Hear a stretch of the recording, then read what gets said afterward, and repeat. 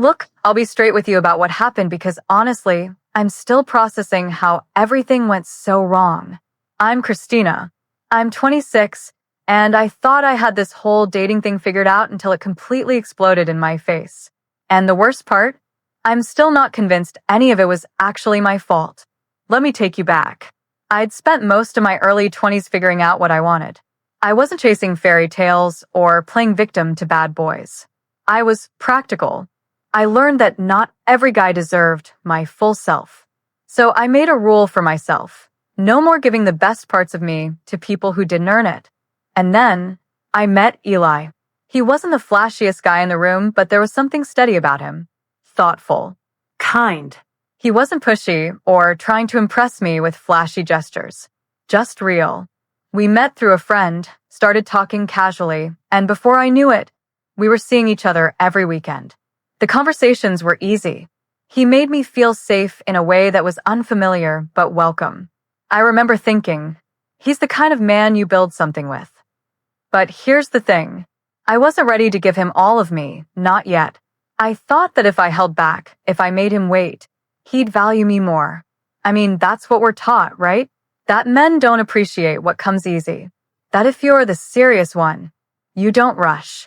So I built walls. Sweet ones. Carefully decorated with promises of connection and words like, I just want to take it slow because I really care about you. He believed me, and that's where it gets messy. Because while I was making him wait, I wasn't exactly waiting myself.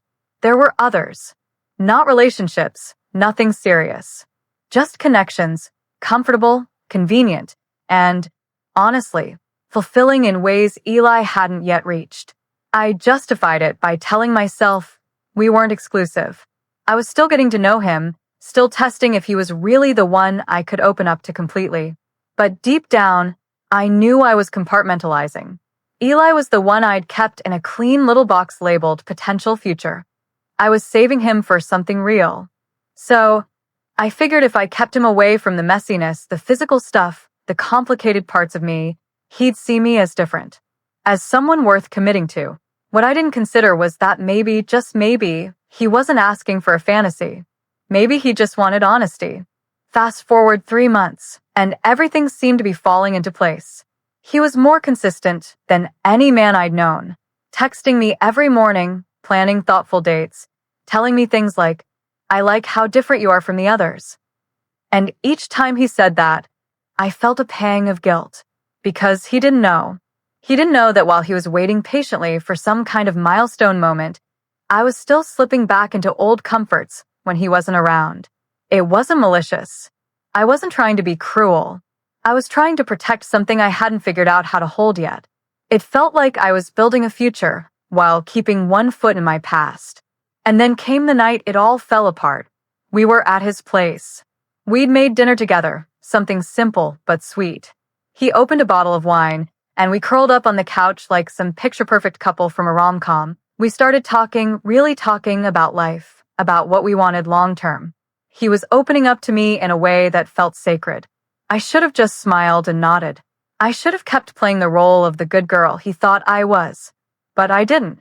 Maybe it was the wine or the comfort of his voice, or the fact that I'd started believing we might actually have a shot at something real. I told him, not everything, not in graphic detail, but enough. Enough for the temperature in the room to drop. I told him I hadn't been exclusive, that while I'd been emotionally invested in us, I hadn't exactly been physically unavailable elsewhere. His face didn't change right away. That's how I knew it was bad. The silence was louder than any argument we could have had. You said you were waiting because you cared, he finally said. I nodded, trying to explain that I did care. That's why I waited with him. Because he mattered more. Because he wasn't just another night I'd forget in the morning. But to him, that didn't make it better. He looked at me like he didn't recognize the person sitting across from him anymore. I wasn't just waiting, he said. I was investing. I thought we were on the same page. That's when I realized I'd mistaken my intentions for truth. I thought I was being strategic, that holding off would make me seem valuable, that separating my emotions from physical connections was maturity. But to him, it was betrayal. He didn't yell. He didn't get dramatic. He just stood up, walked to the kitchen, and leaned on the counter like he needed to breathe. "I need space," he said. And just like that, the version of me I wanted him to see cracked wide open. I left that night knowing something had shifted permanently. I tried texting the next day. No reply. Called. Nothing. A week passed. Then 2. Eventually, I stopped trying. He didn't owe me forgiveness. I knew that.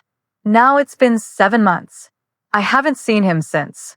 Word got around, mutual friends, whispers, opinions from people who didn't even know me. Some called me heartless. Others said I led him on, but none of them knew the truth. The truth is, I wasn't trying to hurt anyone. I was just trying to be seen as worthy. I thought if I made him wait, I'd be seen as something more than just a phase.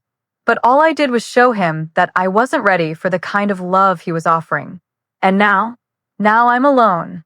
And I live with the knowledge that I didn't lose him because I didn't care. I lost him because I tried to protect something by hiding behind a version of myself that wasn't fully honest. I thought making him wait would make me wifey material. Turns out I was just keeping him for last, and he figured it out before I did.